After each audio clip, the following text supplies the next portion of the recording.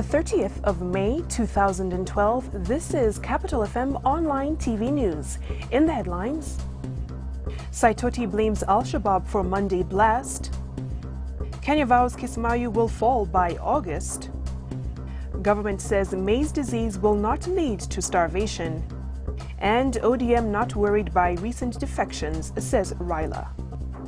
Good evening, I'm Victoria Rubadiri.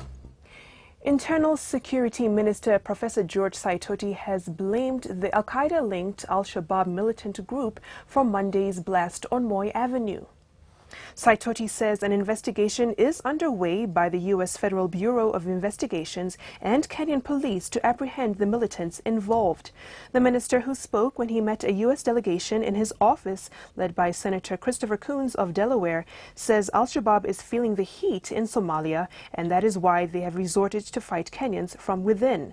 Senator Coons and U.S. Ambassador Scott Gratian have pledged massive support to the Kenyan security forces to fight terrorism and particularly the Al-Shabaab. Already the FBI detectives are in the country with the Kenyan forces in search of the attackers of Monday's blast at Asanan's house on Moi Avenue. So far, no suspect has been arrested, but Saitoti says detectives are closing in on those involved. Meanwhile, Kenya's Chief of Defense Forces, Julius Karangi, says African Union troops will seize the last key bastion of Somalia's Al-Shabaab insurgents within 3 months. Karangi says the port of Kismayu could have been captured a long time ago were it not for other forces under the African Union Mission for Somalia, AMISOM, from other countries who have taken long to take their positions. Karangi says the port city, one of Shabaab's few remaining sources of income in Somalia, would be taken before the mandate of the weak Western-backed transitional federal government ends on August 20th. Agriculture Minister Sally Kosgei has assured that the country is not facing starvation after maize crops in Central Rift Valley were destroyed by a strange disease.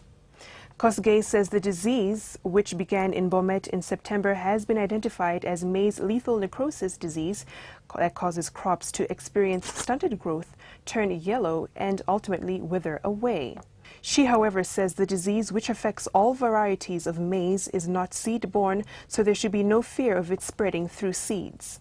Cereal Growers Association Chief Executive Officer David Nyamueno yesterday said the country's food security would be in a precarious situation if the government does not intervene, since the disease was being transmitted by wind.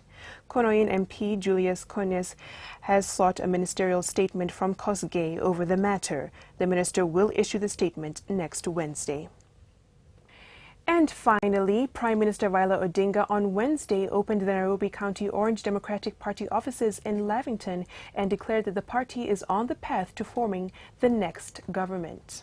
He exuded confidence that ODM has a strong team that is certain to clinch victory in the coming polls with a landslide despite recent defections. The premier asserted that although the country got a new constitution, the gains are still on shaky ground and could be reversed unless Kenyans elect leaders who believe in the gains brought by these new set of laws.